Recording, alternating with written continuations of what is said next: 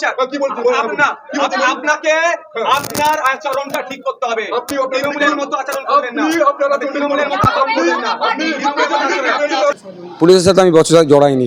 যে পুলিশ দলদাসের মতো আচরণ করছে, শাসকের তল্পিবাহক হয়ে যারা থাকে তাকে আমি বলেছি। ওখানে তো অ্যাডিশনাল এসপি ম্যাডাম ছিলেন, আরও একটা অ্যাডিশনাল র্যাঙ্কের একজন এসপি ছিলেন, ইন্সপেক্টর অনেক কটা ছিলেন, আইসি ছিলেন। তার কারোর সাথে তো আমি প্রচেষ্টা জড়াইনি। ওখানে এসডিপিও যিনি স্যার ছিলেন, ওনার আচরণটা শাসক দলের এক নেতাদের মতো হচ্ছিল। তার কথাবার্তা ঔদ্ধত্যটা ছিল শাসক দলের নেতাদের মতো, দালাল টাইপদের মতো। সেই জন্য ওই ধরনের কথা বলছি। যেই সেন্ট্রাল ফোর্স আসুক না কেন, যেই সিআই যাই আসুক না কেন, যেভাবে চলছে বকলমে সেই পুলিশকে রাজ্য সরকারই ব্যবহার করে নিচ্ছে।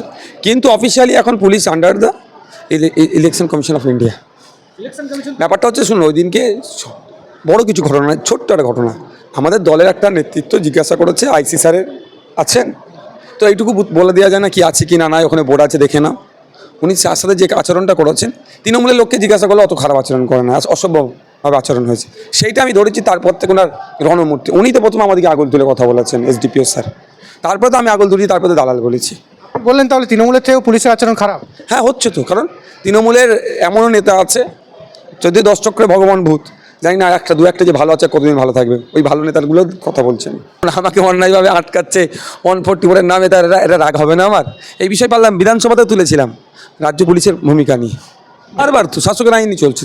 যদিও এখন মডেল কোড অফ কন্ডাক্ট চলছে ইসিআর হাতে থাকলেও, বকলমের শাসক কিন্তু সে পুলিশকে কন্ট্রোল করছে।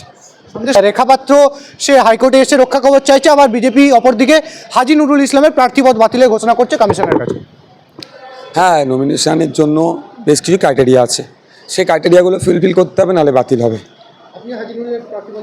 না, আমাদেরও ওগুলো স্ক্রুটিনি চলছে, আমাদেরও দেখভাল করছি, আমরাও দেখছি। যদি ওই ইসিআর গাইডলাইনের বাইরে কিছু হয় তাহলে বাতিল হবেই হবে। কেন করতে যাবো আমি? তার রাজনীতি আলাদা দল, আমার রাজনীতি আলাদা দল।